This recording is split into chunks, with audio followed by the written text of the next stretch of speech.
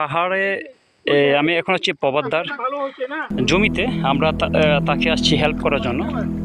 হ্যাঁ আমার দাদা প্রবাদদা একটু বলো তো আমাদের উদ্দেশ্যে এই যে তুমি যে এই জমিটা যে তুমি প্রস্তুত করলে, হ্যাঁ তোর কেমন পরিমাণ খরচ হয় এই জমিতে? সারটা লাগে? সার তো লাগে, তো গরিব লোক কোথায় যাবো ভাই? সার কেউ দেয় না? না, সার কেউ দেয় না। দেয় না? দেয় না। ও আসলে খুবই কষ্ট করে, অক্লান্ত পরিশ্রম করে।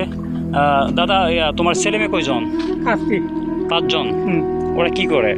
ওখানে ওই লেখাপড়া করতে হয় 3টা, এখানে বাড়িতে 2টা আছে। আমি বুড়া বুড়ি আছি। বুড়া বুড়ি ওখানে আছে না?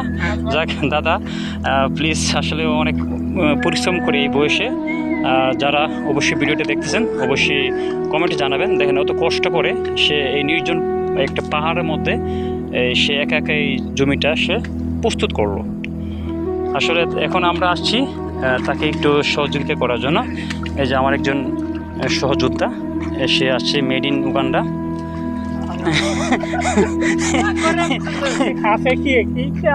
দেখেন তার স্পিড দেখেন কত দুর্দান্ত।